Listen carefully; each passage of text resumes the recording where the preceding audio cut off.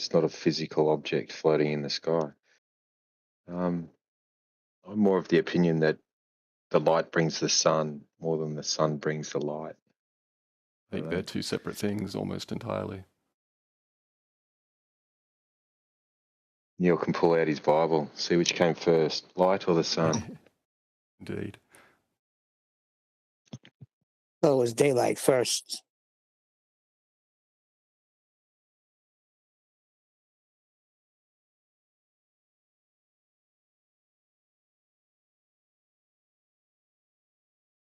So unless they've lied about in the almanac about the positions, the ground positions of the crux, which I'm pretty sure that particular star is used as a navigational star.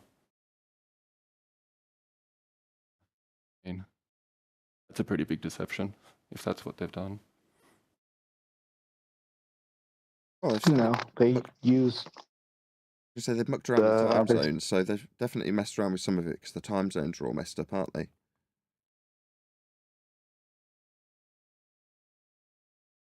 Yes, they are a bit strange. I'm not entirely sure that there is significantly more time zones in the south. I mean, at this point, I think the lines of latitude converge at 2 points. But, yeah. Okay.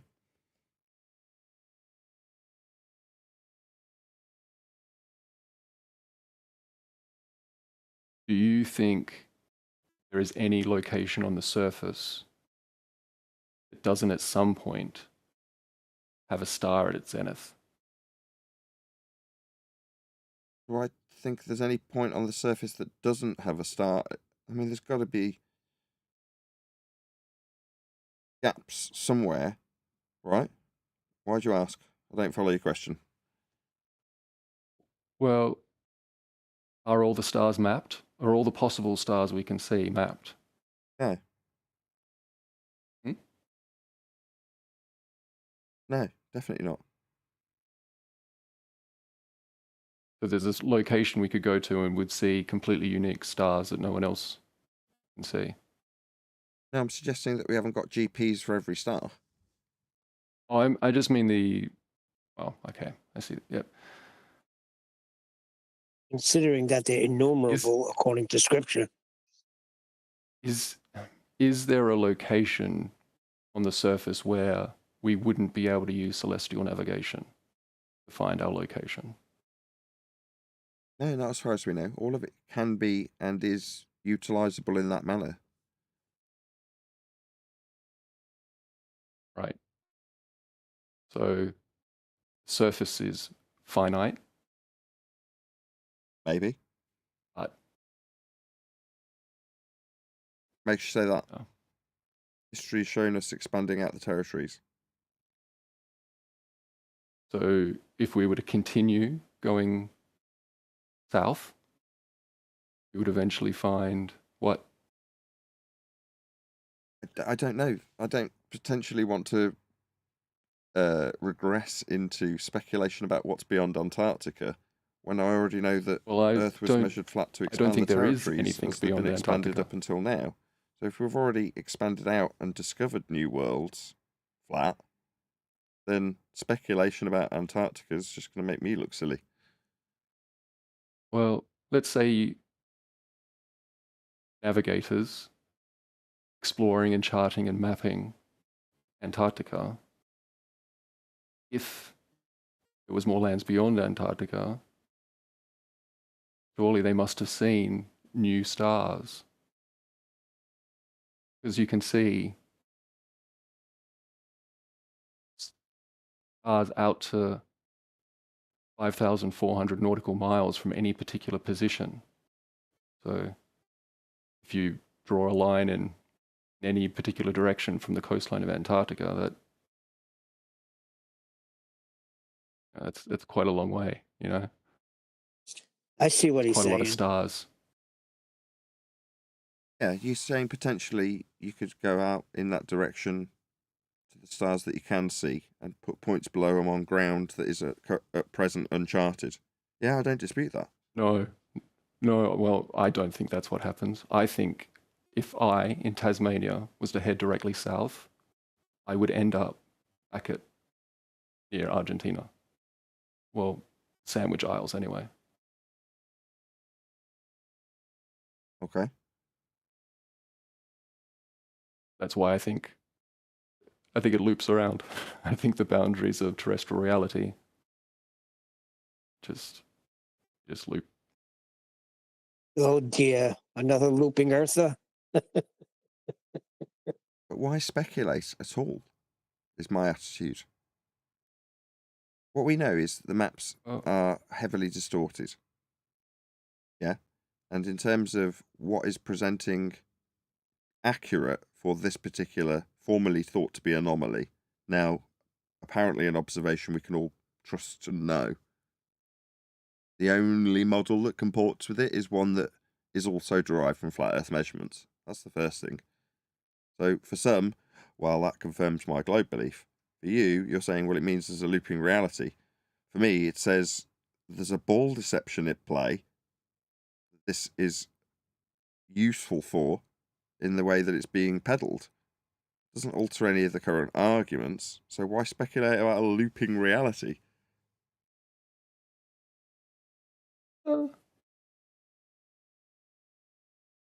I find it interesting. I'm trying to narrow down. I mean, there is a answer, right? Yeah, the answer is they want you to believe you're on a ball. And if you're going to say, if I buy into your grand conspiracy where it's useful for them to peddle the idea that there's not a 24-hour sun to flat earthers so we can be proven wrong, if you're suggesting that, okay, but that's not so that speculation can ensue from flat earthers. That'll just make you look silly.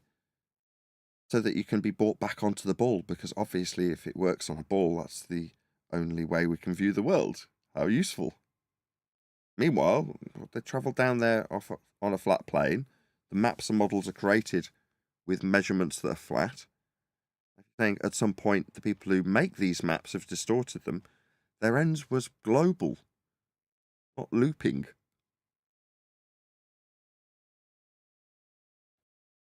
I also, well, I mean, part of it is also thinking about the nature of creation. It seems to me this thing we are living in was created in such a way that the deception was possible.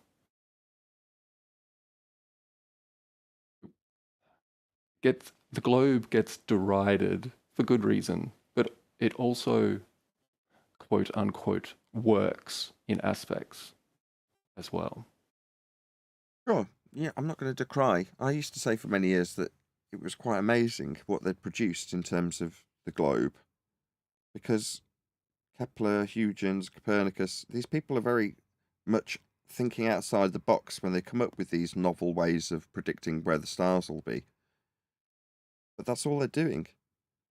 Like, don't get me wrong, I understand completely that people 500 years later want to assume that they're actually standing on this novel way of mathsing the sky. But that's all it is.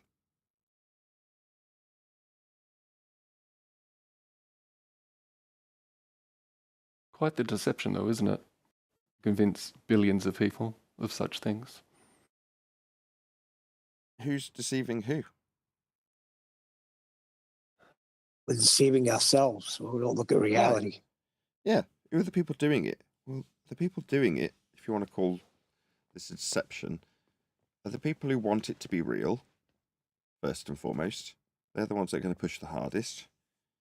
And if you want to suggest that, it seems like you are leaning into this idea that there's been an intentional effort beyond what Will Duffy's already done to make us declare that it's consequential to if we're on a globe when they do or don't observe a 24-hour sun.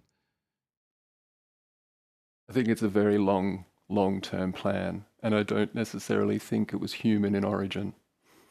Oh, come on. Why do you want to do this to yourself?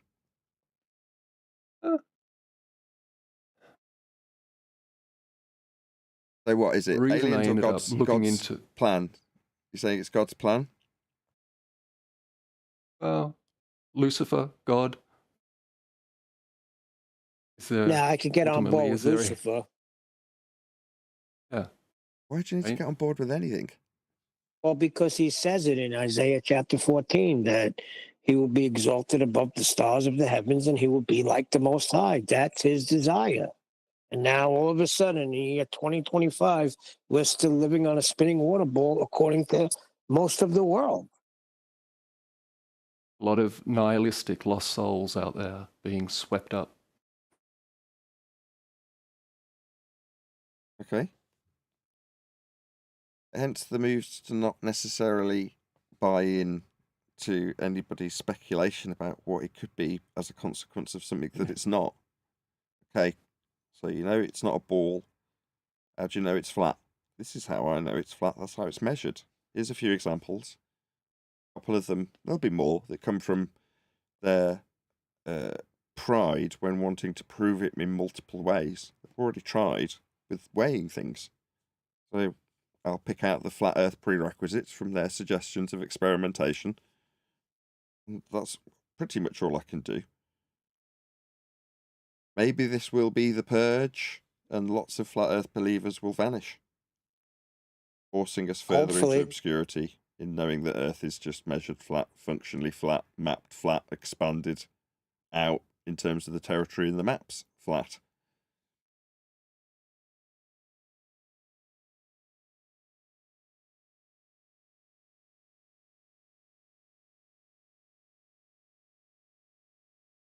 We can only hope, Nathan. There's been a lot of filtering of humanity going on. People being put into different groups, jabbed and unjabbed, believers and non-believers, flat earthers and globers. A lot of sorting and filtering going on from my perspective. Well, the ones that concern me are the ones that could read the scriptures and still declare that they're living on a water ball, like Danny Faulkner. And there's a lot of them out there. Duffy's one of them, too. They'll change the Bible around because it's just not fitting his narrative.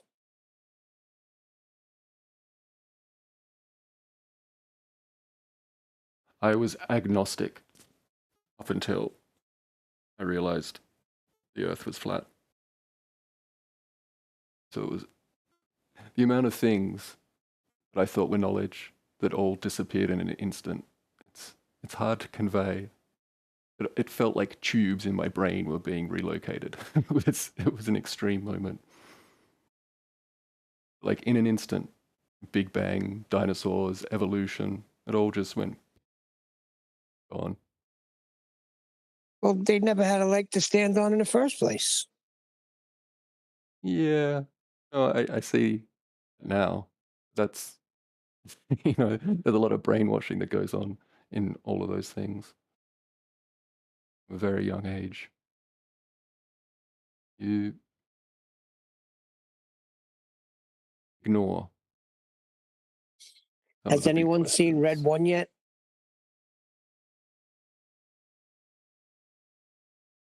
It's Red One. It's a pretty cool movie. The Rock is in it, where Santa Claus is kidnapped. Good flick. In one scene, The Rock says they put a hole through the dome and took him out.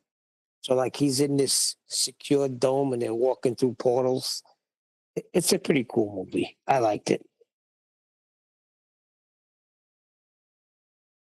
But I'm sure I'll have to probably before Christmas.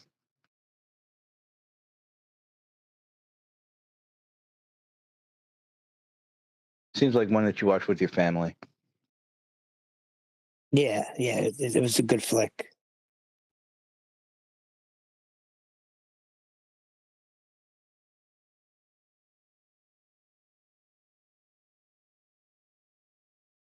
Yeah, I'm glad you've said some of the things you have, Endless, because there's going to be a temptation for wild speculation moving forward, isn't there?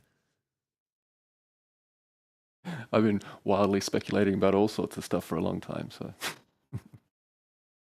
Yeah, I and obviously do each to their fundamentally own. understand that the When you measurements are stick to- like that's the base. Again,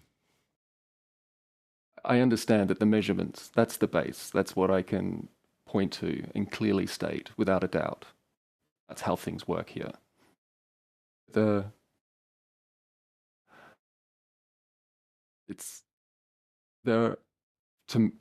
my way of thinking, there are implications about the observations I make about and that relationship to the ground. You can say you're in England and you're looking north and you see a star that's just touching the horizon. You're comfortable with the idea that the ground position of that star is 5,400 nautical miles in a direct northerly line. And if you were to travel that path, you would go directly underneath Polaris. That's fine, right? And past it in your example, that's how it right? works. Past it in your example, right? That's how the system works. That is how it functions. Yeah. Well, and that's also how it functions if you go south from where I am. Yeah. So what other directions are left at that point? When you say directions, there's in terms of south, it's ambiguous because you've only got one absolute direction, haven't you? Sure. East and west are circles around, and north and south. I mean, the thing is, Well, you go far enough. If you go far enough north, you'll end up going south, right? Well, I don't necessarily think that's the case. When you say south... Well, no. If you head north until you get to Polaris, and then you keep on heading in that direction towards that GP, you will be going south at that point. Beyond the GP in your example, right? Beyond the GP of Polaris. Okay. So yeah, so you're getting to the point that you can't go any more north, and then you're going south. Okay. Oh. However, the absolute direction is still only what you're travelling away from in that instance. You've still only got that behind you, as opposed to in front of you, haven't you? Right. But if you can do that in this, like if I can go south and then eventually go north, what does that say about how much land is left to find? Well, if we could do that, but we're not showing we can do that. I can circumnavigate the North Star, as you've described. But in terms of south, that's not been done. So you can't, I can easily agree with you in the north, because we can and do that, don't we? I don't know about 5,400 nautical miles. You're not allowed to walk directly underneath Polaris. I mean, there is that exception. With the exception of, again, and I'm well aware that we're not inundated with people showing the Polaris star at their at its GP with them, below it at its zenith. That's the word. No, we're not being demonstrated that. But in principle, I know our circumnavigation would work with respect to the North Star. But what you're suggesting is south, which isn't an absolute direction anyway, is capable of giving us the exact same effect. That is to say, you keep going south and then come back up again, as described on a ball. Well, again, this is back to Kepler and Huygens when I admire their work. They're trying to square the circle and explain better how the stars will move into their positions over the course of a year. And what they end up with is this novel explanation that turns the surface that's measured flat into a ball to explain it. And from then till now, we have this push to make us believe we are actually standing on a surface that's spherical, that's in fact measured flat. So now you're saying, well, that's intriguing. Maybe we're in a looping reality. Don't throw the baby out with the bathwater. That's based on what? An assumption that the south will behave the same as the north. But that isn't what's shown. And we could get into, well, what do they do when they navigate it? Or when they've traversed it this far, they've gone in and then come back out again. They're not crossing over it. And even if they were, would it come to the point where they traverse over it to a certain distance and then come back again? I don't know, is the honest answer. So again, it's in these times where people require a bit of copium because of what's being displayed in Antarctica, they're going to ask these questions and potentially go back to the ball. No, know how it's measured. But as for speculation about what might happen if we continue going south. Okay, what south? Well, if I the keep opposite heading, to the absolute if I direction we head actually towards, use, which is north. if I head towards GP of crux, if I continue to head towards that GP, if I continue a southerly direction,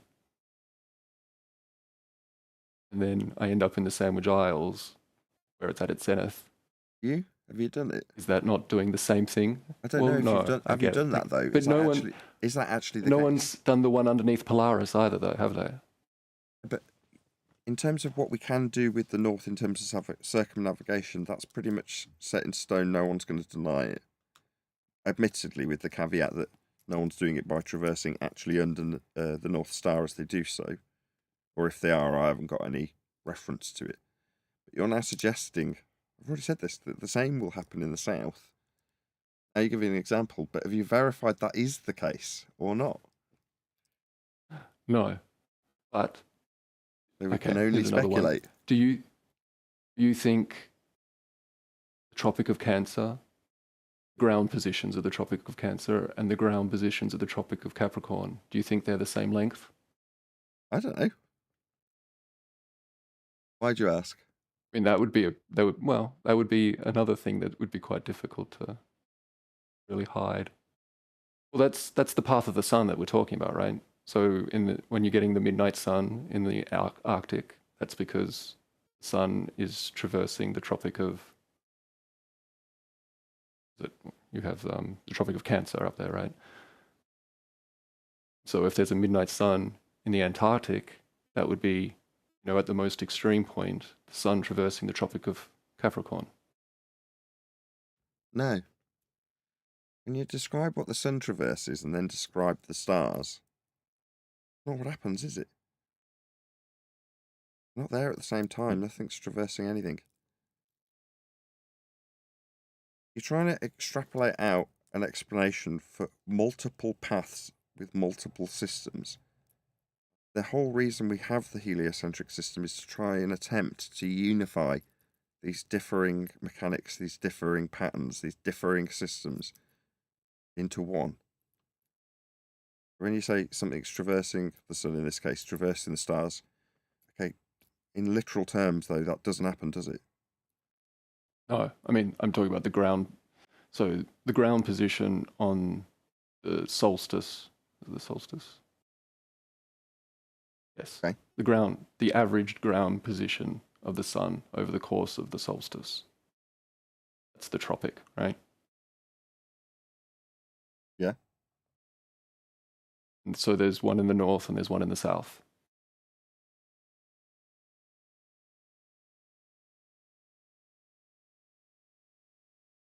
I mean, yeah. Yeah. Okay. And? I mean, if they're the same length, it says something about the surface, doesn't it? That's an angular speed, isn't it? Rather than a linear distance. I mean, well, so the sun would be traveling at different speeds to cover that distance? Well, again, let's not speculate. Just be more blunt. Tell us what your speculation is. You say if they're the same distance or the same ground positions, okay? And?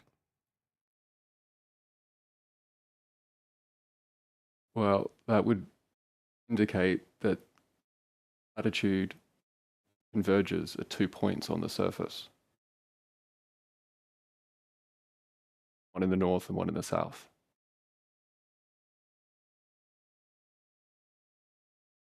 What, like they show you on the ball? Right. We know it's not a ball because we know the ground is flat. Okay. So we'd need to see it on an accurate map then, like in its entirety.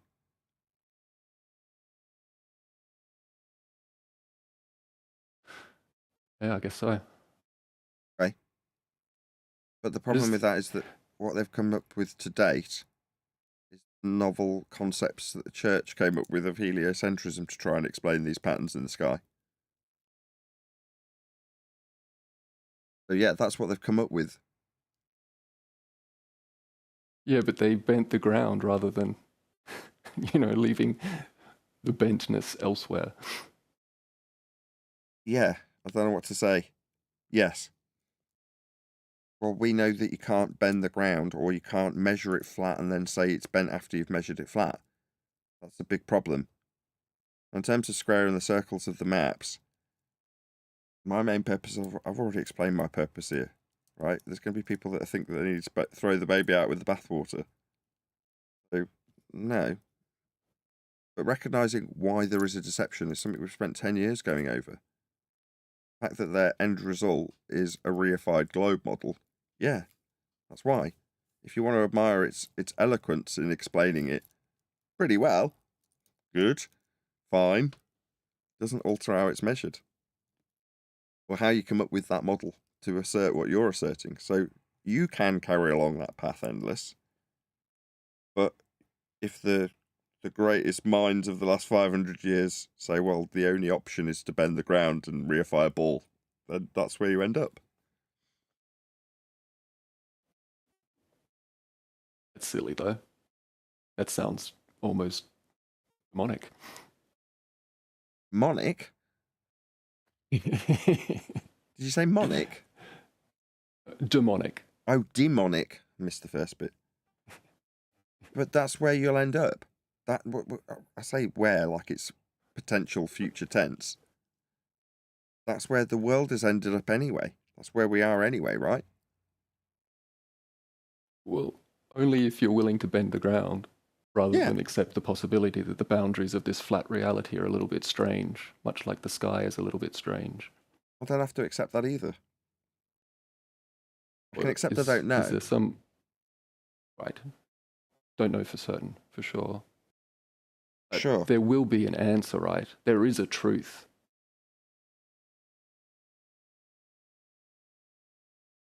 We know it's not the ball. So what other options have we got? What answer are you looking for? It's flat. I mean, we got the answer. Well, that's not a complete answer, though, is it? Well, you want a shape? The Bible says God sits above the circle of the earth. No. What he wants is what the globe currently offers, which is a unified model of the ground and sky. That's what you want, right? Endless? I guess you could put it like that. I hadn't thought of it in that terms before. I hope you find it. Can you let me know if you do?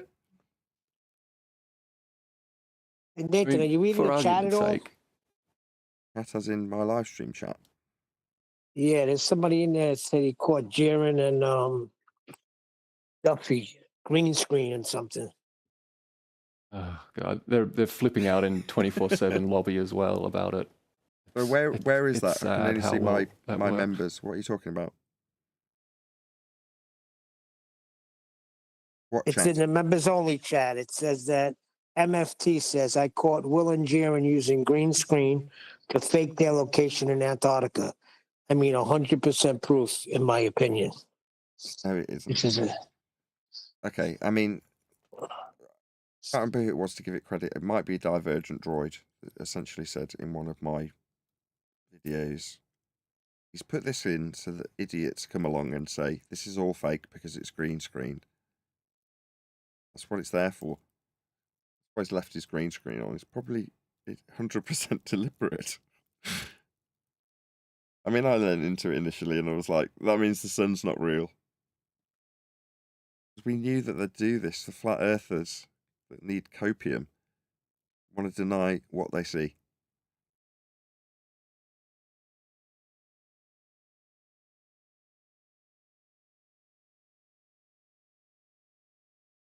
Interesting. This guy says, Stephen Davis says, Duffy went live after QE show showing a midnight sun. Jaron and Whitsitt didn't look happy in the background.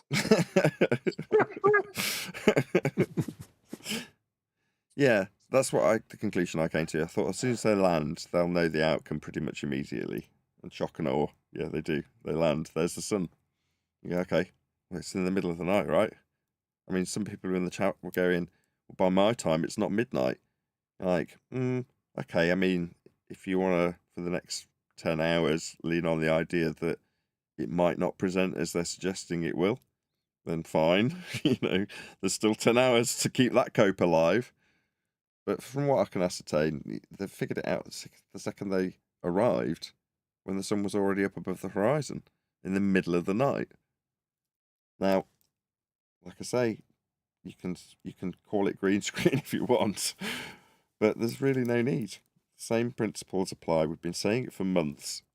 So I thought, let's get the first live stream out of the way while there's a load of glyphs in the comments going, what are you going to do now, flat earther? Lean on Earth measurements. Want an example? Here you go, they're weighing something. You'll need a flat earth for that. How do you think they levelled out this on a ball? No, you need these principles and axioms to hold true to measure things. You think Whitsitt might buy a sextant on his way back? Start thinking about things? Doubt it. What's not to be happy about? I mean, as much as I don't want to offer copium to Jaron and Whitsitt in this regard, it sounded like from an update we got earlier that somebody had already said, well, Whitsitt's, or Jaron, I can't remember who, has suggested that, well, now we have to throw out the azimuthal equidistant projection. I think it was Whitsitt. Okay. Jaron's keen on just going back to the globe, I think. Oh, right. Okay. So Jaron is a shill and we'll go back to the globe because he's well aware of antipodal assumptions.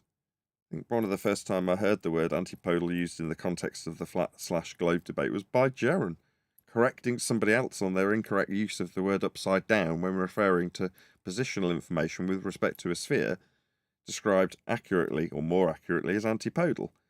So he's well aware of these assumptions that must be made after making these observations, because we made that clear before. Furthermore, when pointing out that this is not an experiment, leaning on the stolen valor of suggested empiricism. Now, if you're going to take some measurements of the sun, they'll all be flat. What are you talking about? The elevation with respect to the horizon and it being above it permanently for a 24-hour period? That's a flat earth that's needed to assert that if you're going to measure anything. If you just say, well, there's the sun. Okay, well, there's the sun. There's the sun for 24 hours. Well, that's what that proves, that the sun's there for 24 hours in Antarctica at this time of year. Okay? Beyond any practical application, though, what are you going to do? Oh, as soon as you start doing things, calling them experiments incorrectly, you're utilising flat planes of reference. Down, perpendicular, things of this nature. Flat Earth will be needed. So why do you need to cope? Yeah, we knew the azimuthal equidistant projection and Gleason's maps were incorrect when we assessed them 10 years ago. Yeah, why indeed? Maybe gather up 100,000 people and send them back to the globe when Jaron says, well, what do you know? I can't explain it any other way. Other than the 500-year-old deceit I stepped into to tell you it weren't true. Well, what do you know? It actually is the Roman Catholic Church's explanation for these multiple complex patterns in the sky and how they function. Okay? Jesuits. Like I say, it'll separate the wheat from the chaff. And there was obviously a reason for calling us scammers when we point out what science actually has to fulfill to be called experimentation or offer any empirical validation for something. And it'd be useful if you're going to be like the Pied Piper and lead a load of people back onto the ball with an antipodal assumption, then obviously if that's being called an experiment, anyone who's actually pointing out what an experiment needs to be put down as scammers.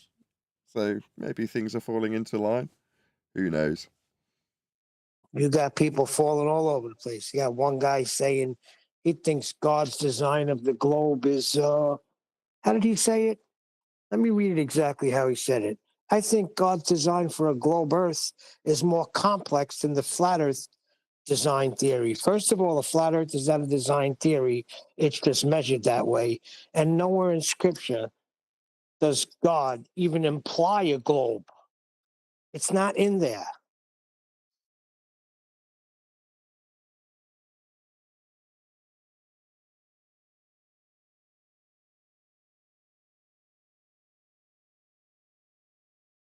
I think God's design for a globe Earth is more complex than the flat Earth's design theory. What design theory? Got a load of distorted maps. That's what I said. It's measured flat. There's no design theory. What do you know? We all couldn't wait for December, and when we got here, we haven't got anything different to say. Now it's just see who buys the false dichotomy and affirms the consequent for a globe after they've declared themselves flat earthers.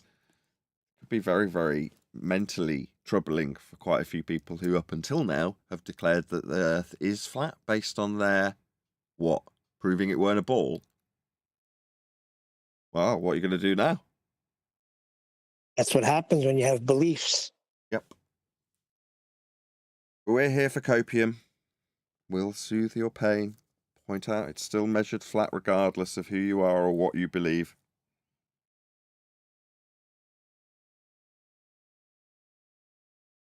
Hey, Jardo.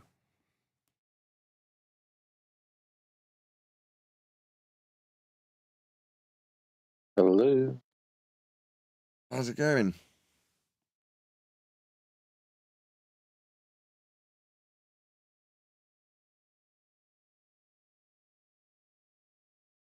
Just watching half the flat Earth community fall upon itself over the last 2 days.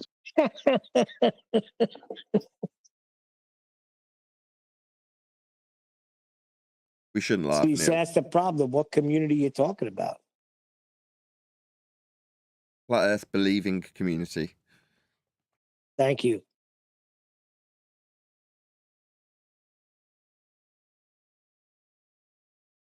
I'm going to get a cup of coffee. How long have we been there? I've been sat here an hour. Yeah, I'll get a cup of coffee. Back in a minute. So, yeah. Like I was saying, it's nowhere in scripture that it's a globe. Anywhere. As a matter of fact, the sun was created on the fourth day, if I'm remembering correctly. So that's the heliocentrism right there.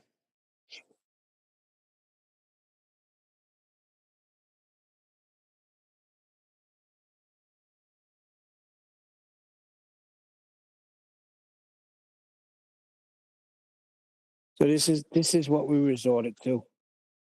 Looking up in the sky, declare what we're standing on. Some things never change. I mean, that's like a trick as well, because we can use the angles we measure to the sky to declare. Yeah, for what we're standing on. mapping the surface of the Earth. But to just look up and say this is doing that, therefore we're on a ball, that's where you're off base. You can't look up and in the sky things appear to be circular, not spherical. So that means where on one of these things we see in the sky, that's not even logical. No, it's absurd. Right, but this is what we were taught in school. From a young child up, you're taught that you live on this. I remember clear as day being brought in. All the kids gathered around the globe. Teacher pointed to where we are, and then we started learning about how we're the third planet from the sun in this solar system, and there's many other ones in the galaxy. And we're taught that from youth on up.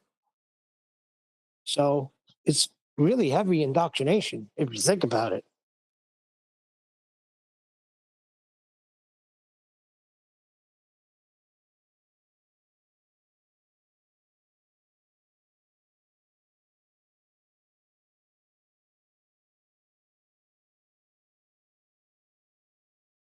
I got my coffee. There's two ways I can go. I can either start to round down now we've had a little chit chat, which is always fun, or I can open up the members only stream to the actual general public. Is there any more people that might want to join Discord? What do you think, Neil? Yeah, they're going to start coming as soon as they realize you're running a show. I put the word out so people are joining. Saying go live to the public. Okay. I posted in the Discord chat a depiction of the observation I make from where I am in Tasmania. Okay, cool. Thanks.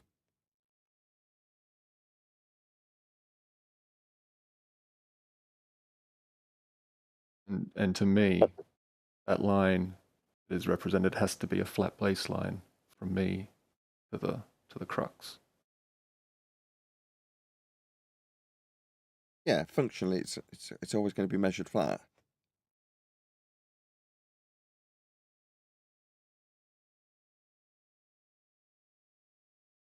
I think there's a lot of people that need some reconciliation at this point in time, so opening up to the public would be good. Yeah, I've put this. It's going to be a shit show for a while.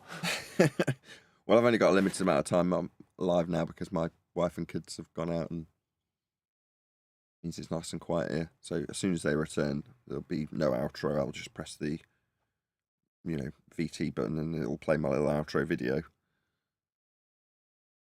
But till then, I don't know how long we get. Maybe an hour going to the public. It's exciting times, Nathan. You got to go live. People are Very going back to the ball.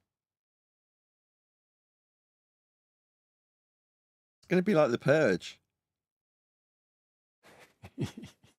That's what I've been saying for weeks now. There's a purge going on.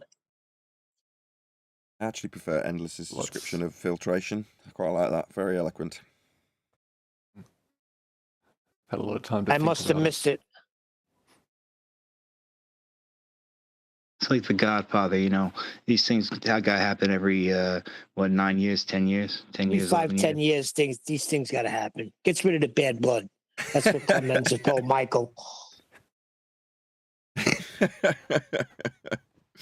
Yes, indeed.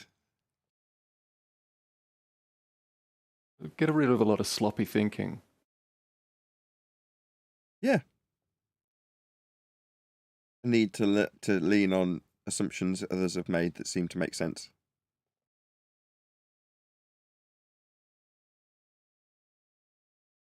I suspect the average IQ might go up. Why? Most people that are ball believers will have their confirmation bias satisfied by this. And those that are flat earth believers run the risk of throwing the baby out with the bathwater. What makes you think it will raise the IQ? It might raise the IQ of the average IQ here now, maybe. The remaining flat earthers. Yes. Okay. I spoke too soon. Yeah. The wheat, when separated from the chaff, and the wheat will be better. Maybe. We'll see.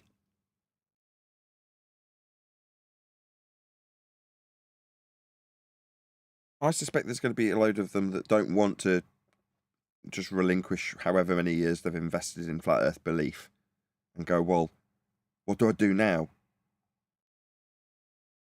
And then they find us. Whitsid in particular thinking. Has a very detailed quote unquote model that he's just had bashed in front of him. I mean, taking everything at face value, this is the second time it's happened to him, so that's got to be pretty rough.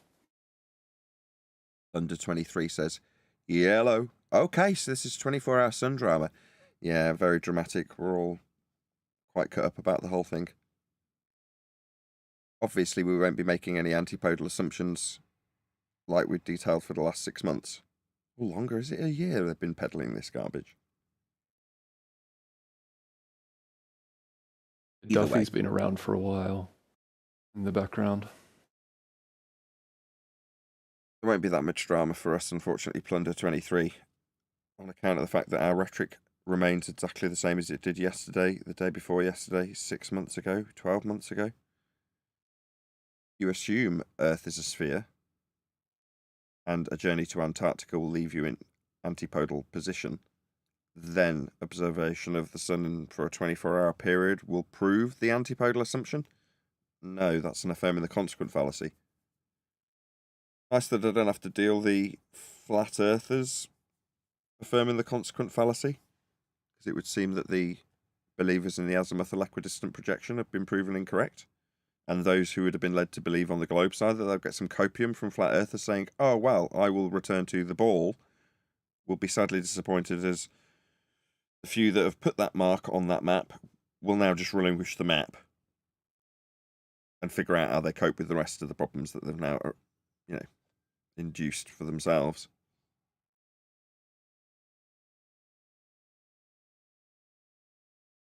You think David Weiss is going to do any refunds on his app?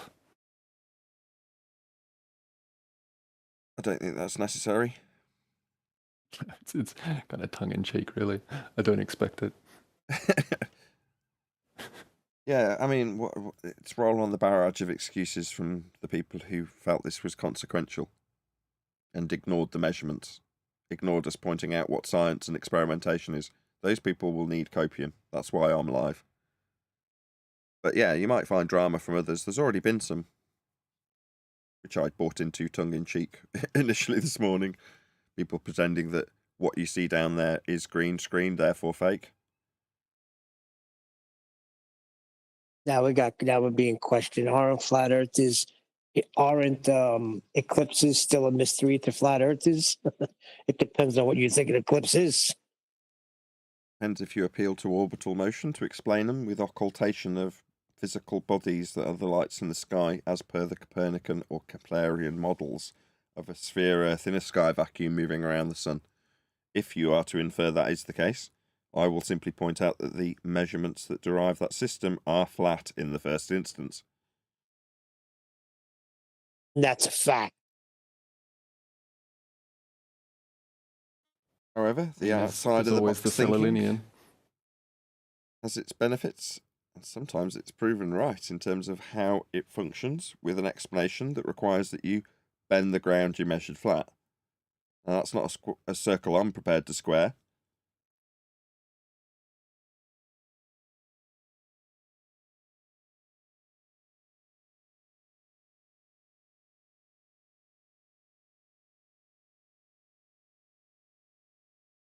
I don't know. What's the mystery with eclipses then? Are they useful? Is there a practical application for an eclipse?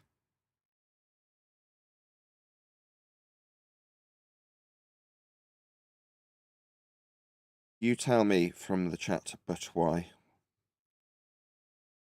Beyond the assumption of orbital motion and occultation, is there actually a use for eclipses? What's the use, practically speaking? Anybody know? Is there a use? If you want to reify a ball, yeah, I guess they use them. Oh, I know What they is it? use the explanation with occultation and orbital motion, but I'm saying, does it actually have any real use? You could keep track of 18-year periods, I suppose. Part And of the a cycle just repeats. No, fair enough. It's part of a cycle. Yeah, I suppose I could glean some use for it in that regard. Maybe. With that, we're at that point in the cycle. Very useful.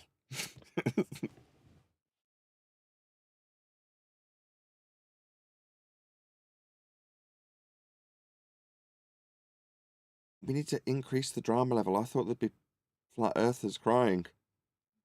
Where are they? It's still early, Nathan. It's only 7:18 Central Time in America. So it's still early. Give them time. They're going to wake up, rub their eyes, and then confess that they're still back on the ball. They never left, actually. It's 8 o'clock. Yeah, that's what I'm waiting to see. It's 8 o'clock for me. And I just finished my coffee, just finished. Hey, good morning.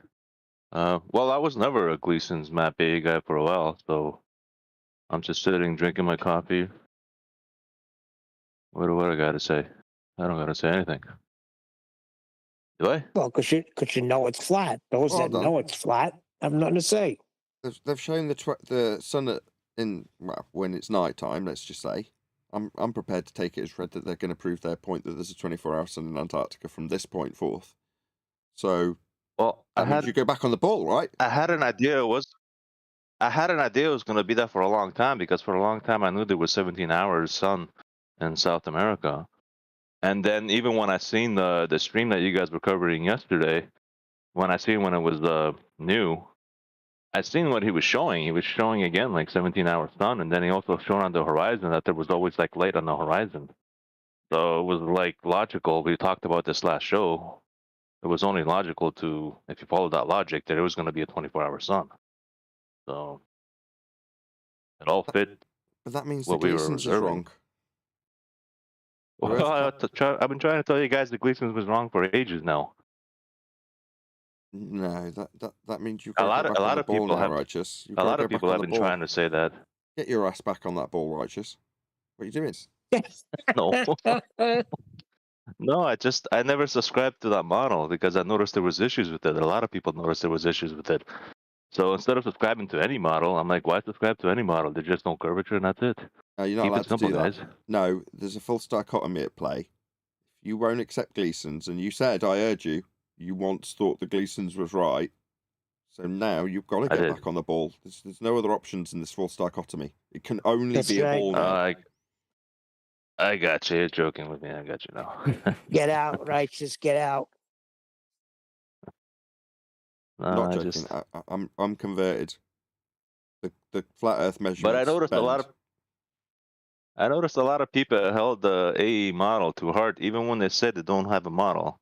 I always seen that people at their heart, they held on to that model. Well, the azimuthal, I mean, what can you do? It was constantly the azimuthal equidistant North Pole centric globe projection. They held on to that model. The Gleason's.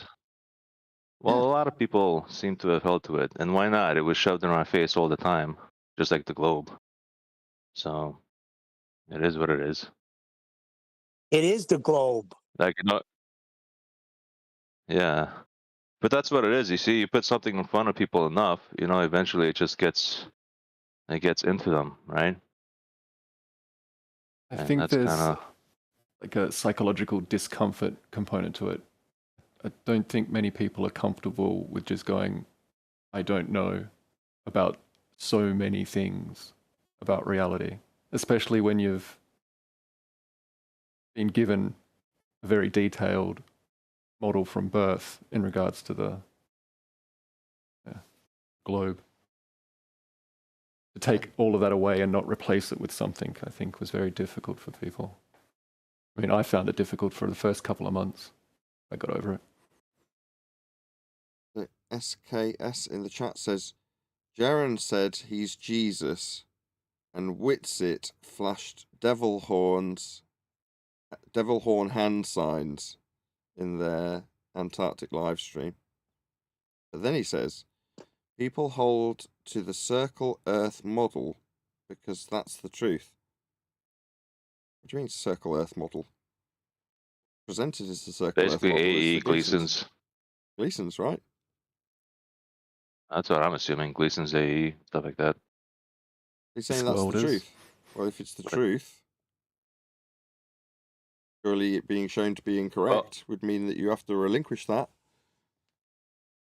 Well, look, guys, we're still making the same mistake of using the lights in the skies to determine the ground. We should not use that.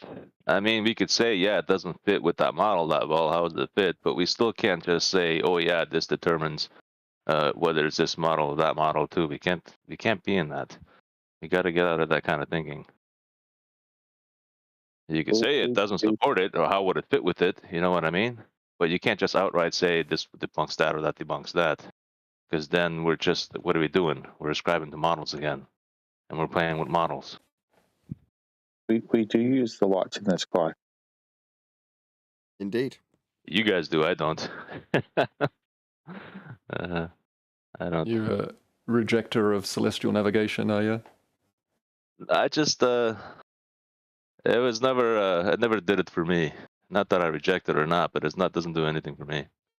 Must have been a rough year when 10th Man was doing his presentations for you. No, Wait a second. I was following on and off, but it just, I don't know, it just doesn't do it for me, because to me it's just another model, right? Now, is it a useful model? Yes, I'll give you that. Not a model. Right? That has its You're uses. measuring Earth flat. What model? Celestial sphere It's a model. process. It's a system, right? It's a system.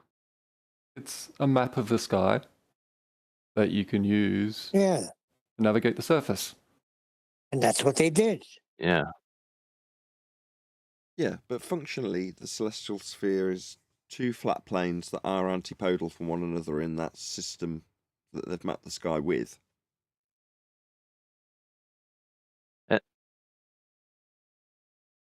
All right, but that system has I noticed that system has things from both the globe and the plane in it. No, Like what? no. Nothing from the globe. Well, There's two planes well, when you look at the celestial sphere, and then you can create a globe inside the celestial sphere when you convert using Haversine.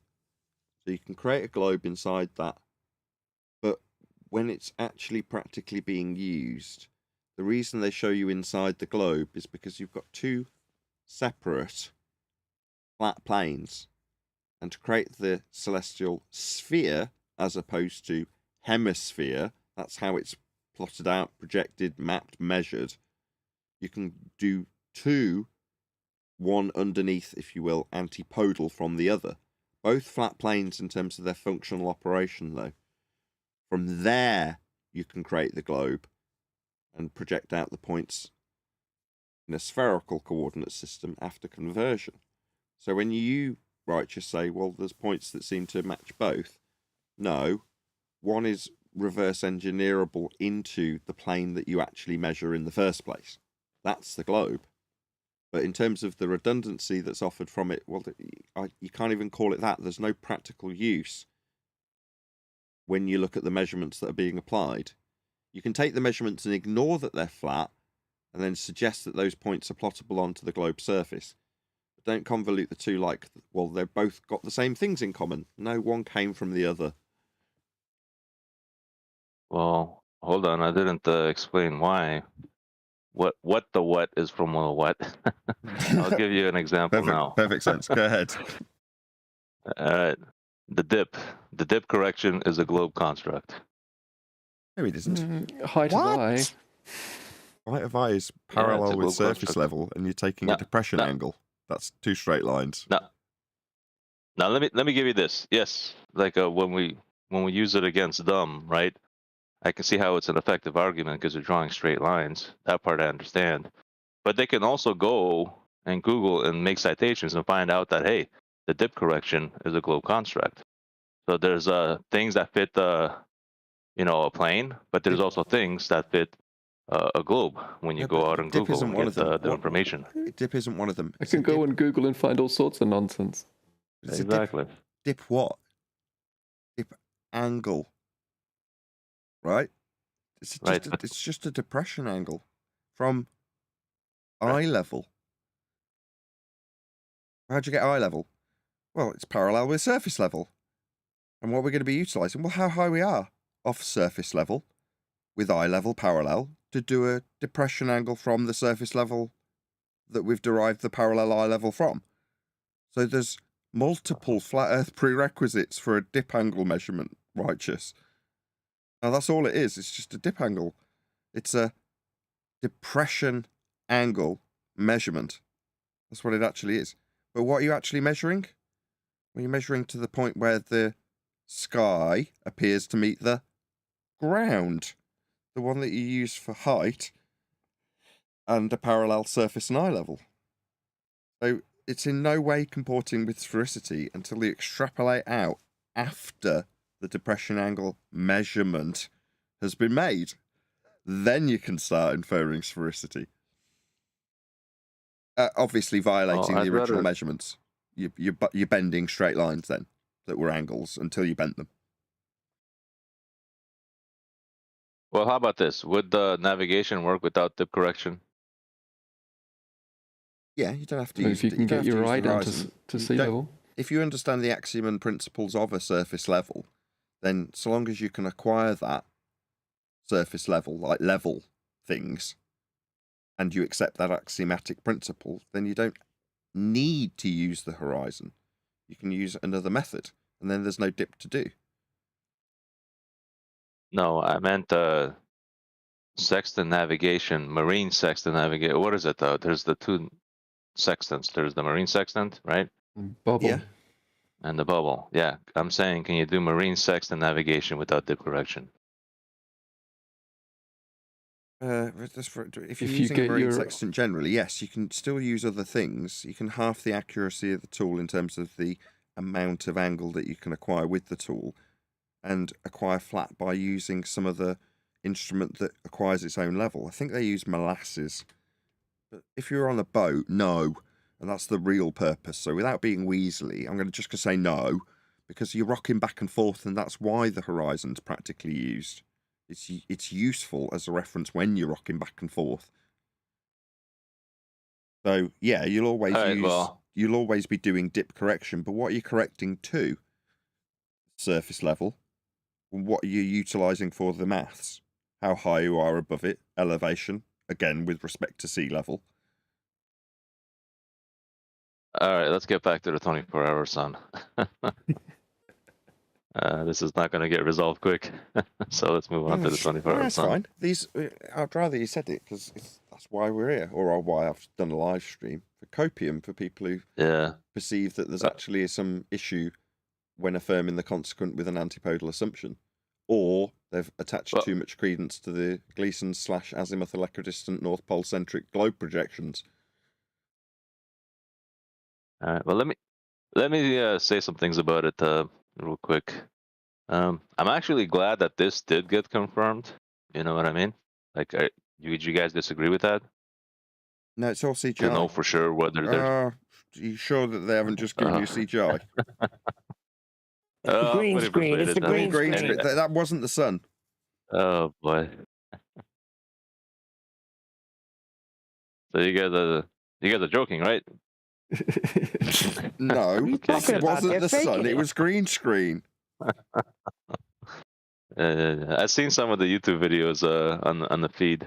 Some of them are saying that and stuff like that, and I'm like, there's like a resistance against this. I'm noticing. I guess you guys are too. They also said that Jared and Whitson had a jackass look on their face. Never mind. Well, yeah, if you are either way, I'm kind of promote your server. Well, I was just going to say, because this is obviously going out to an audience now, I've turned the members only stream into a proper live stream. So if you want to plug the server and people want to join and tell us how we must now go back on the ball and assume antipodal positioning for this observation, then it might be worth plugging the server. What? Come on, Nathan. Let's not joke around like that. What? Yeah, but you guys can join the server. You guys are welcome to come join in. You can participate on the Nathan show. Or if you don't feel like you want to be live and recorded, when Nathan is done, we still chit-chat further, but it's not live and recorded. So you can get used to communicating with your fellow FE folks. And you'll find out that it's a better experience than even watching YouTube. So come on in. Discord link is in the description of Nathan Oakley's video. And all are welcome. I generally try to run a very peaceful server. I don't like people getting on each other and fighting too much, you know what I mean? And yeah, come on. Nice, good community, friendly community.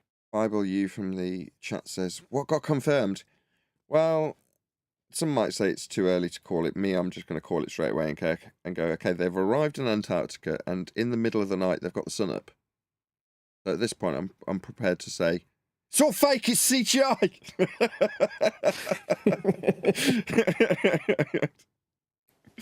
That's all that we've got so far.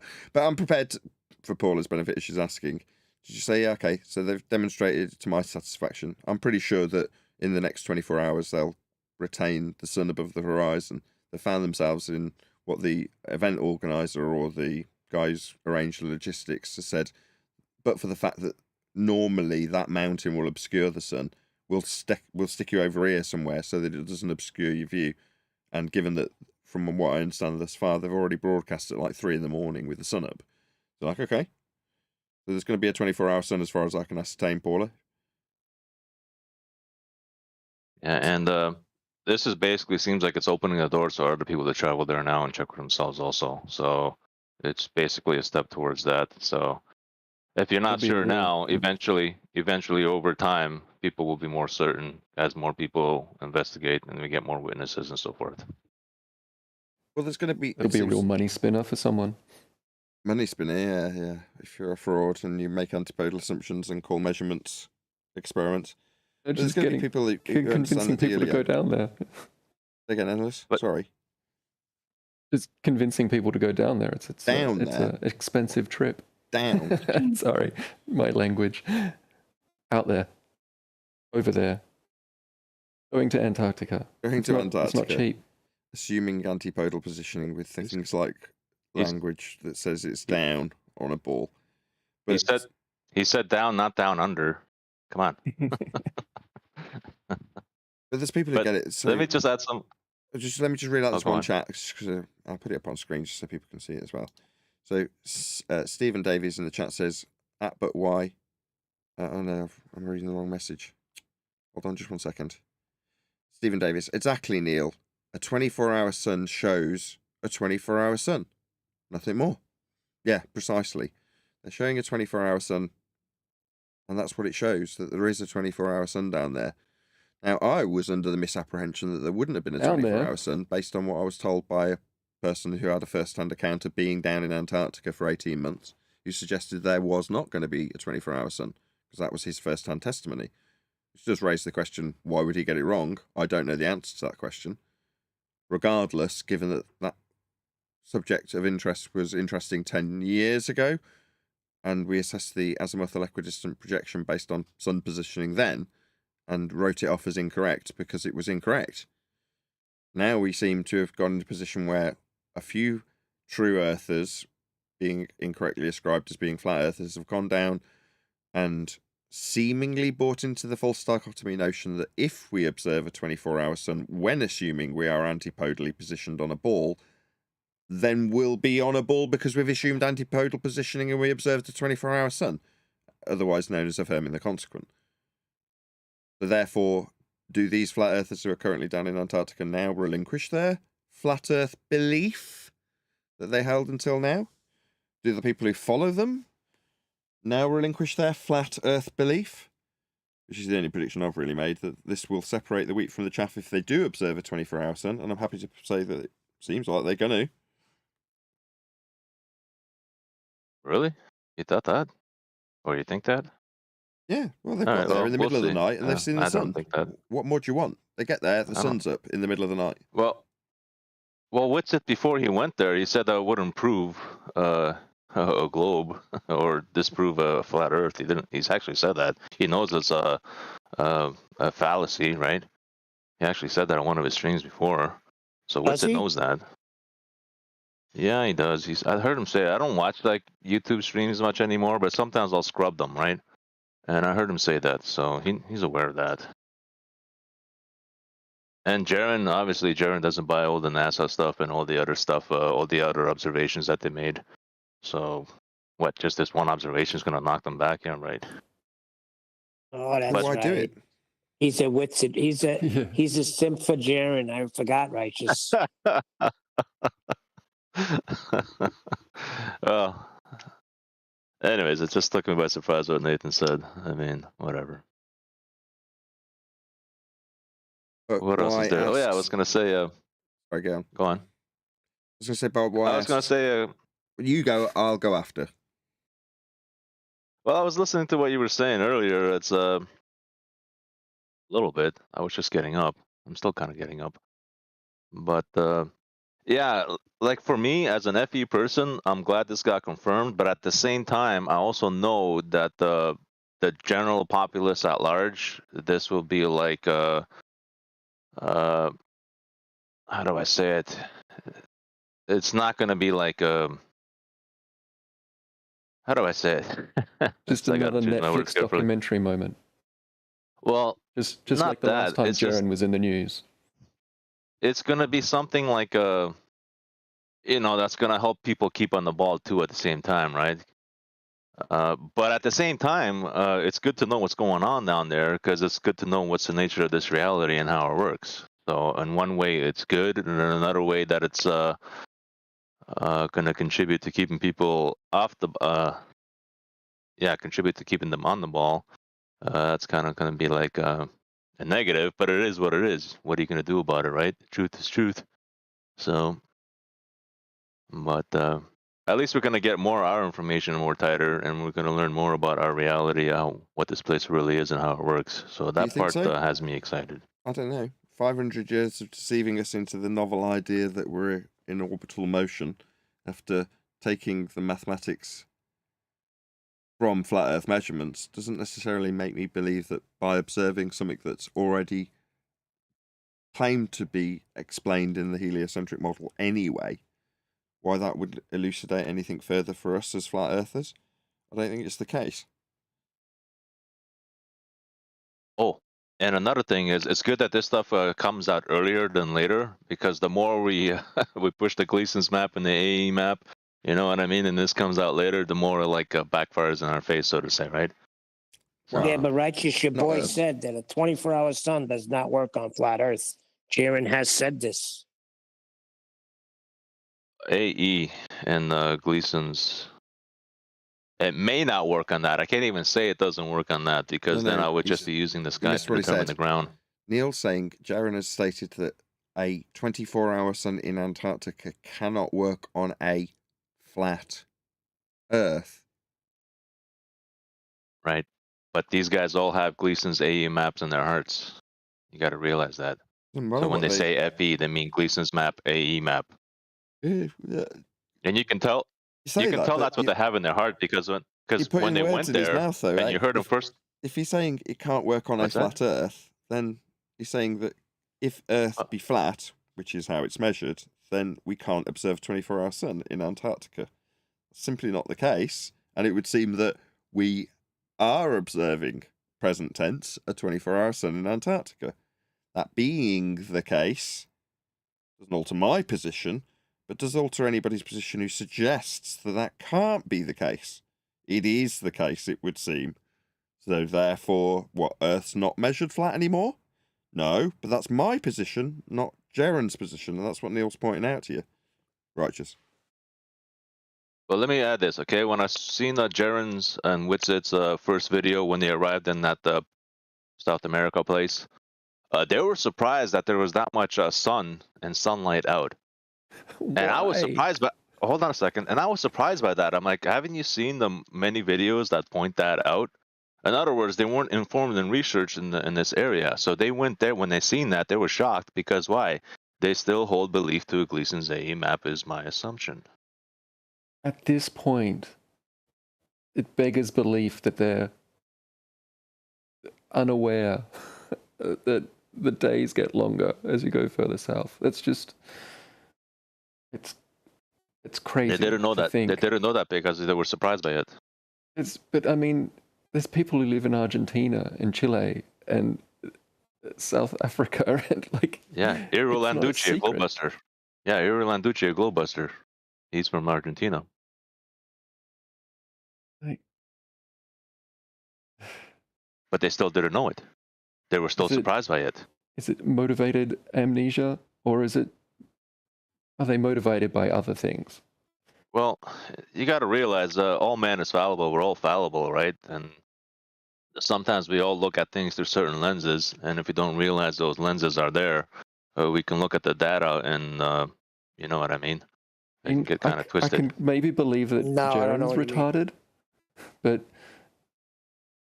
I think you're giving them too much benefit of the doubt. Well, how would I know the other way, right? I wouldn't. So if I don't, I'm just gonna have to give them the benefit of the doubt if I don't know the other way. Are they terrible researchers?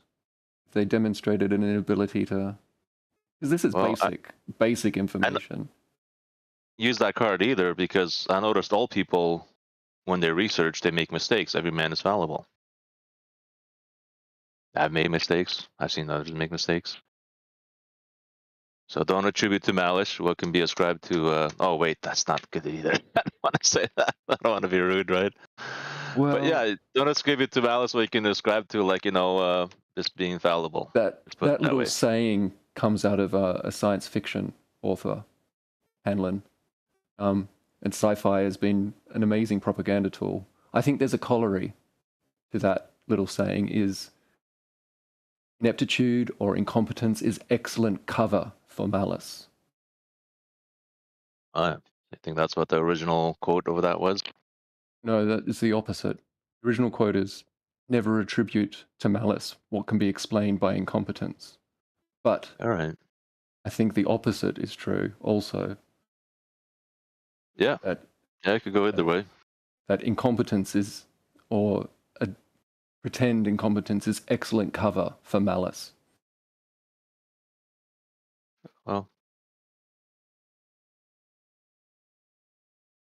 Well, either way, people make mistakes, so I made mistakes, so I can't accuse people of making mistakes.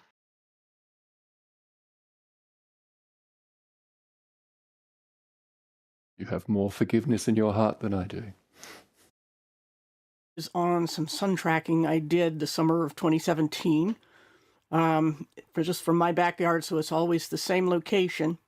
And I thought I would start out showing you some things from timeanddate.com, which, at least for my location, seems to be accurate. And I'm sure that if it weren't, that there were significant and consistent fudged data, that people around the world would have said something by now.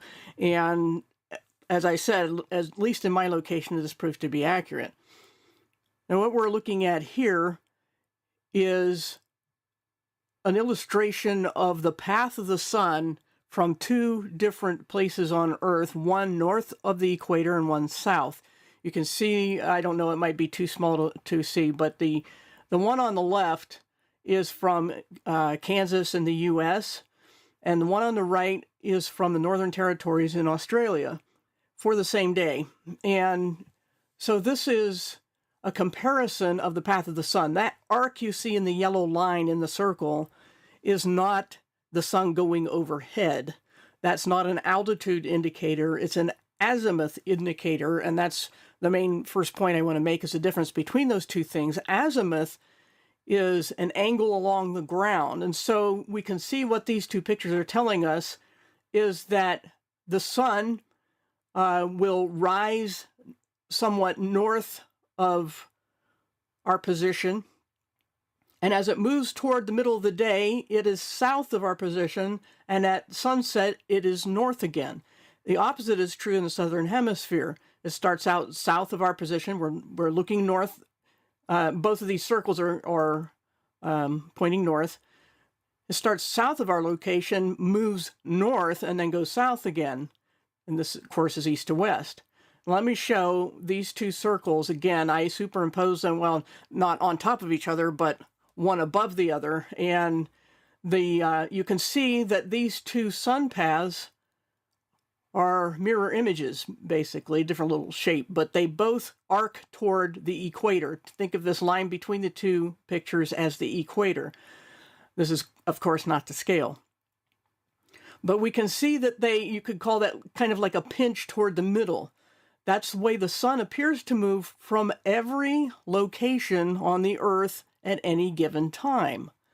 And that's physically impossible. The sun can't arc toward the equator going north to south and south to north at the same time, on the same day, at the same hour. Okay, there'd be different locations on the Earth, but they're still pointing toward the equator either way.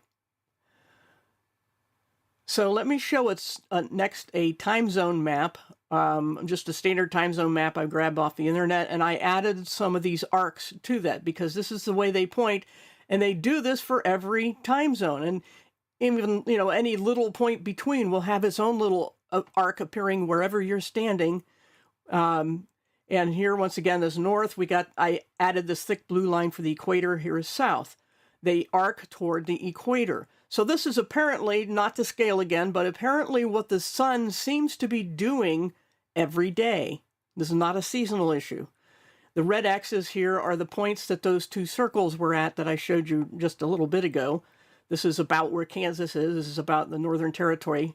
And so they are arcing toward each other. It was just, like, as I said, different locations along the surface of the Earth. But how do we account for this movement? This is an observation. This is what science does. They observe first. You're supposed to, at least, if you want to really call it science, observe first. And what we observe from every location on any given day is that the sun will do a north-south arc as it goes across east to west. And to do this for everyone at every location, every longitude and latitude is physically impossible. So there's something else going on here. This is what our observation is telling us. Okay? And remember again that these arcs are not distance overhead. This is moving north and south. Okay? Now let's look a little bit more about altitude and azimuth. I think this is a picture I want to show. I drew some images to try to illustrate this, and curiously, the one on the upper left looks kind of like a baseball. But here's this arc toward the equator, and azimuth is a degree angle starting from north, going around clockwise everywhere you go on Earth. This is how compasses are made. They point north, and they'll give you degrees. This starts 1 to the first tick right of north and goes around to 360. Some people call this 360 also. You can designate it either way. It's the 0 point, because if you want to call it 360, all you have to remember is the next point clockwise is 1 degree. So we have 90 degrees, because this is a 90-degree angle. And then another 90 is 180, and so on, 270, 360.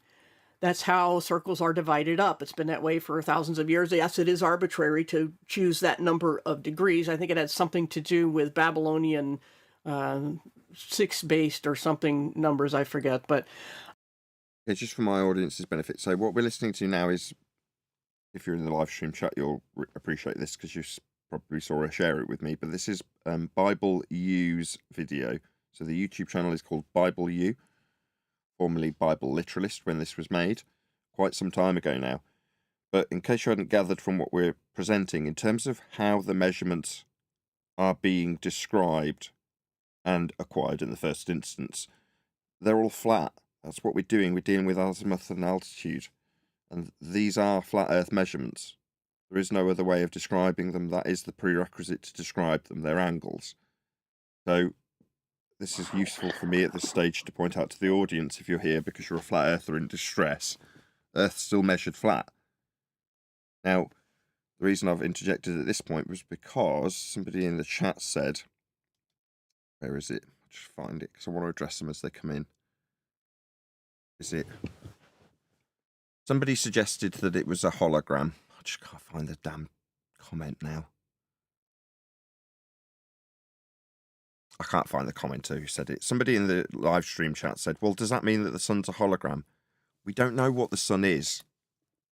So in terms of what I can do for my audience, in terms of offering them some copium after observing a 24-hour sun, is to point them in the direction of the measurements of Earth. So as Paula goes through this information, nothing about it is globe-shaped in terms of what we're talking about. Just to make that absolutely clear. It's Plunder23 says it was just me thinking out loud. All right, now you've told me that and you've identified yourself. I can look for your message, Plunder, and actually read out what you said. Still can't find it. Nevertheless. Anyway, yeah, speculation about hologrammatic suns. Don't do it to yourself. Yeah, I get it. You're just thinking out loud. But at this particular time, I think there is a tendency to go into wild speculation immediately. Just try and, maintain the urge or refrain. It is what it is. Yes, go ahead. I just posted a tool I did in the YouTube chat as well as in the Discord. It's by a guy called Andrew Marsh, and it's called a 3D sun path.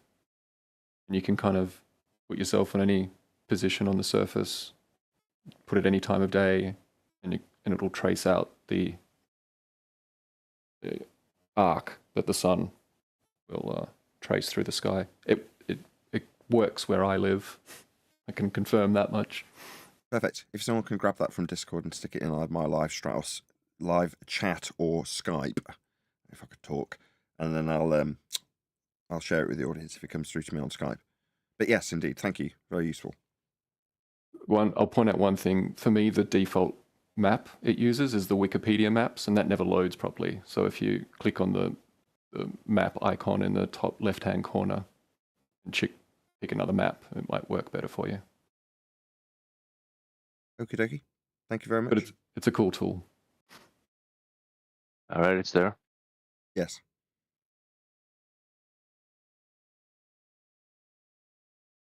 Here we go. Plunder 23. Is there some optical type illusion of the sun? ? Holographic ? There you go. I finally found your comment. Took me long enough. What were you saying, Righteous? Sorry. Or were you just hot micing? I said I'll put it on Skype. Oh, perfect. Let's dig that out and put it in the live stream chat before I forget. 3D Sunpath, perfect. Copy link. There we go. So what Endless was just mentioning, that's down in the live stream chat. You want to check it out? And it's immaterial as long as we consistently use the same measure, and we have. So azimuth is an angle horizontally. If we're looking down at the Earth, down at any spot on the Earth, and you point your compass north, you're going to have due east as 90 degrees, due west is 270, and so on. So the sun's path is going east to west, but north of the equator, it is observed to arc toward the equator to its farthest point it's going to go that day at solar noon, and then start arcing back north again, and the opposite, the mirror image in the south of the equator. But it's always measured clockwise from north. Okay, that is azimuth. Here again, we can see azimuth as the green circle here. See, you're above the circle and looking down at it at a little bit of an angle so we can get some perspective. And here we have, if this is north, this is the 0360 mark. You're going around here is 90 degrees, 180, 270, back to 360.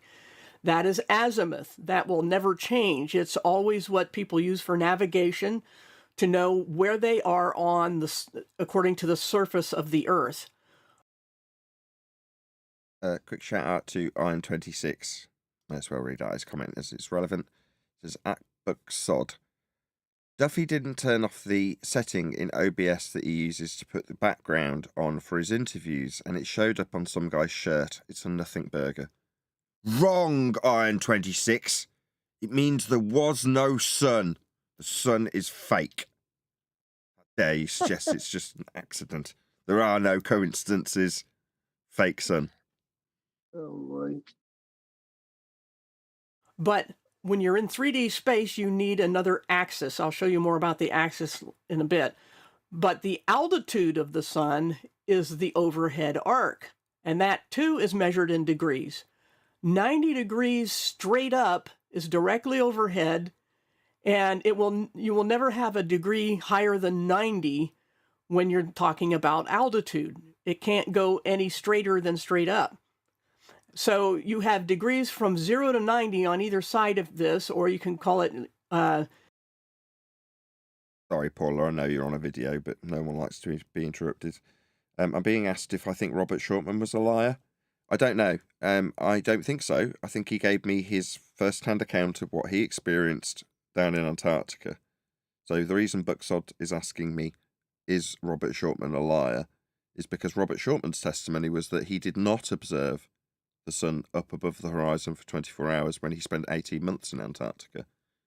So, to answer your question, no, I don't think he's a liar. I do believe his testimony.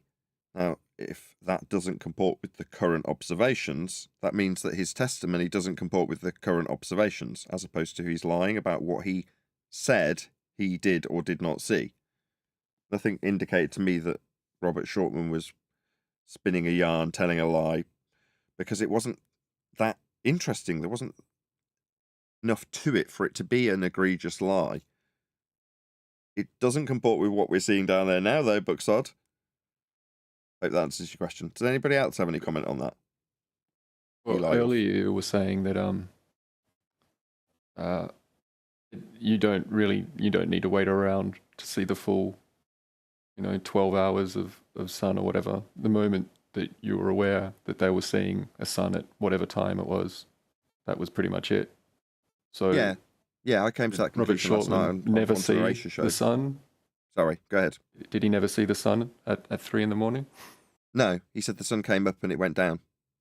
He described a vector shape, if you will, like an arc that it took. He showed it on camera with his hands and showed the motion that he saw it take. He declared that it stayed light the whole time in the Antarctic summer. Yes, it's very bright, but he described it coming up and going down again. So from that, you go, okay, well then, the moment they arrive, they'll know the answer to this. Now, don't get me wrong, people are going to want to see it. There's going to be loads of people out there going, right at this very moment, like literally now as we are live, going, no, it's too early to call. I need to see the full 24.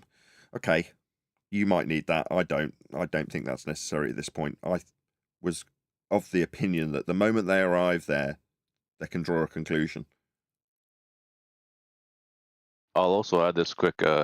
Remember, in the mouth of 2 or 3 witnesses is every truth established, and the mouth of 1 witness is not true. Yeah, so going forward, there's enough people down there for me to say they're in the middle of the night. There's the sun. That's good enough. Yeah, I was just talking about the Shortman thing because it's just a 1 witness. Now, I'm not saying like he's a liar. He could have just missed something or mistaken something, or maybe he wasn't there at the right time, right?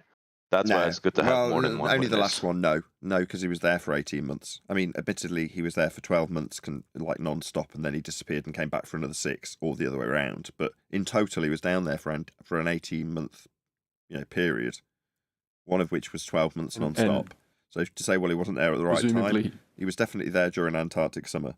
Now, presumably, he was there with other people.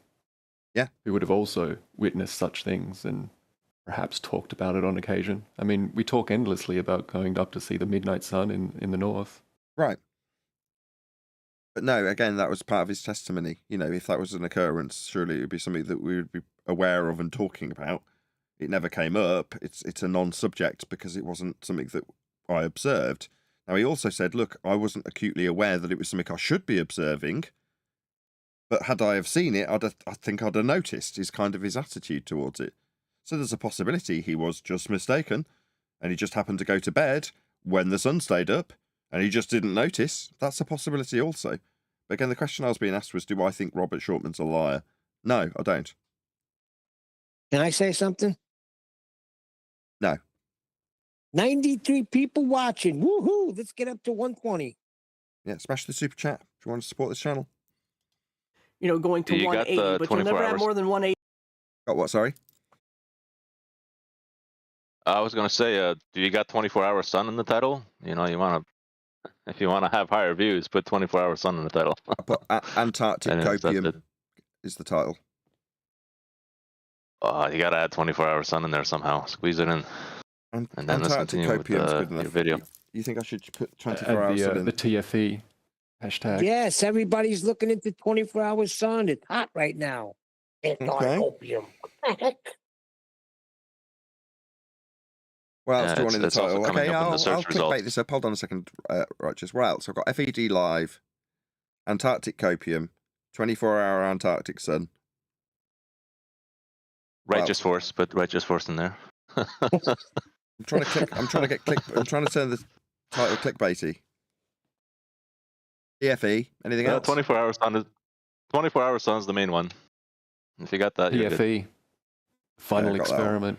That's what I got. Yep, that's what I got. FED 2244 Live, Antarctic Copium, 24-hour Antarctic sun TFE. What an awful title. 100 people watching. Yeah. Woohoo! Please share the show if you've not done so already. I didn't actually intend to go live to the public. It was more as a service for my members, in case anybody was really depressed. Although it's very unlikely that if you're a Nathan Oakley 1980 channel member, any of this is going to leave you in distress. Other flat earthers, on the other hand, now that we've gone live, might want to join the show. And if they do, there is a link to join the Discord server. We may not stay live that much longer. As soon as my kids come home, I'm going to be ending this stream. Well, it's nice to be able to get online, with our community and discuss this stuff, because it is a pretty big event. So it is nice to have an opportunity for you to go live today, us get together, and if you on YouTube are watching, you can join Discord and you can participate too. Yep, there's a link below the video.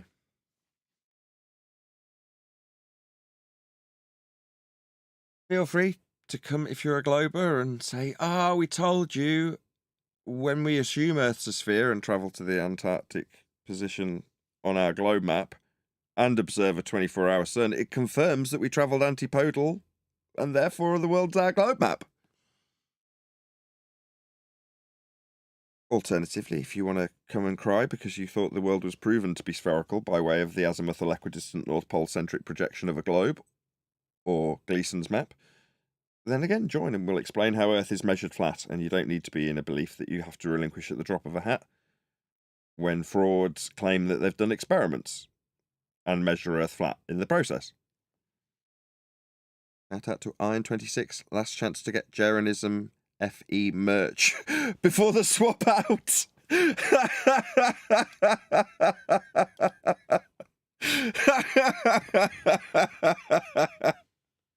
Very good, Iron26. Thank you so much for the super chat. Very amusing. There'll be collector's items one day. There'll be collector's items, yeah.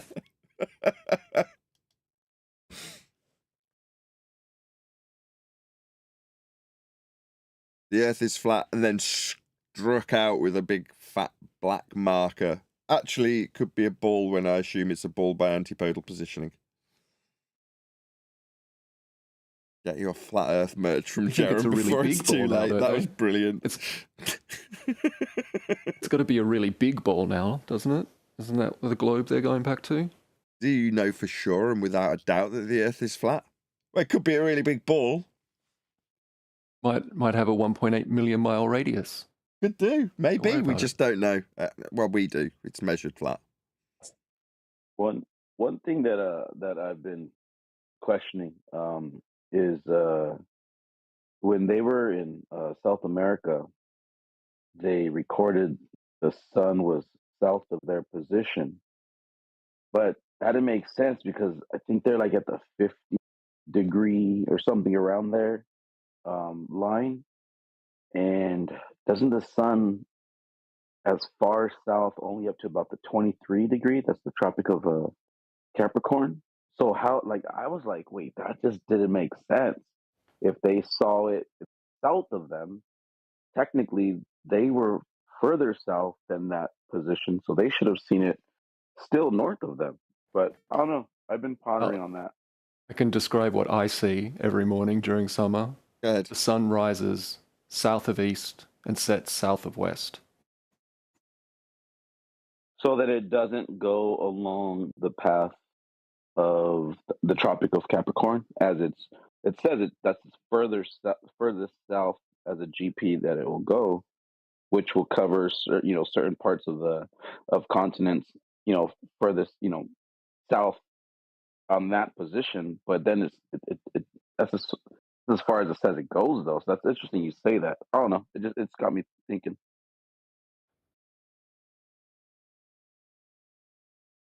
Total, depending on how you choose to designate the other side of the circle. But the point is that 90 degrees is straight up. So altitude and azimuth represent the vertical, the yellow half circle, and the horizontal, the green circle, angles. Okay, and they're always in degrees. And that will give you the position of something in the sky. You need azimuth and angle, and you'll see that on timeanddate.com. Okay, now let's see another one on these azimuth and angles.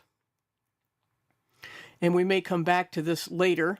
I will when I talk about the four motions of the sun. But right now, I just want to show again, here in the green circle is the azimuth, and then up above will be the altitude. Okay. Apocryphon, did you get the message from Paula in the live stream chat? I'll read it out to you anyway. My video just explained that the sun can rise south of a position south of the equator. Putting that to you, Apocryphon. Okay, I'm going to come back for that. It's Bible U. She's in the chat anyway, if you did want to converse. To that in a little bit. Her voice sounds... So now sorry. let me... just real quick. I was going to say, her voice sounds extremely familiar, but from a long time ago. Yeah, this video is from 6 years ago. So it was actually nearly 7 years ago. But anyway, yeah, it's Paula. Bible literalist back then. Now Bible U. Okay. Yeah, I remember. Yeah. Okay. I was like, she sounds familiar. Look at sunspots, because we're going to talk about the rotation of the sun. What I have here, these are pictures I took of the sun all summer of 2017. The black lines with the arrowheads represent where I had a week of good sunny weather, which is rare where I live, and some sunspots to watch, which is also rare. You need those two things, and it's a gamble whether you're going to get that. And I happened to get that this summer, and this past summer, and the start of the black lines is where the sunspots were at the beginning of the week. So I had a spot here, a spot here, and a spot here. And over the course of one day is where the black line goes and where it ends up by the end of the day. So the outermost spot went clockwise really far around toward the edge. The next spot in, which was a little behind, also did something very similar. The spot that was toward the center also moved clockwise, but not as great a distance. As you might expect, if the center point of a wheel is turning, the outer edges are going to move. If you spin the thing, they're going to move a lot faster. So if you have these straight lines like spokes on a wheel, whatever is on the outer edges, the extremities of these spokes is going to move a lot faster than what's in the center. The center will just turn on its axis and won't turn very fast. You've seen this on a line of skaters on a skating rink where they have a line of all of them all in a row, and they start to go around in one direction or the other, and the person in the middle doesn't move much at all. But the person on the extreme ends, those people are really having to skate fast to keep up, to keep the line straight. It's the couple of quick shout outs. So shout out to Theo Megaworthy for hitting the super chat. Says Paula is ace, great FE and Bible content for years. Indeed. Yes, I totally agree. And also shout out Godzilla 37, who says shout out to Chocolate. Shout out Chocolate. I don't think he's here. No, he's not here. But shout out to him. Thank you for the super chats. same thing going on here. But we don't just have a daily motion, we have a weekly motion. See, I guess this would be more accurate to call this an hourly motion, and the clockwise. And then we have from day to day, this, for example, this outermost spot began to move in toward the center. And it wound up here by the end of the week to the blue line. So the yellow line is across the week, and then the blue line is what it did on the last day. So I have the first day in black, the last day in blue, and the yellow lines are the transitions from one day to the next where the spot started at the beginning of the day. So we can see that this outermost spot started way out here, moved toward the center by the end of the week, and it still kept going clockwise, but it was a much shorter distance, just like the original first spot, or the third spot on the first day. The second spot, likewise, moved in the same general direction, and on the last day, it too also moved clockwise. Another shout out to Gordon. He says, okay, fine. Shout out to Neil then. Lol. Thank you for the super chat. About the same distance as the first spot. The last one that started out in the middle also moved across the face, a little bit of an arc, but by the time the last day, remember its first path over the course of the hours of the day was kind of short because it was in the center, but then when it went to the outside, it got very long.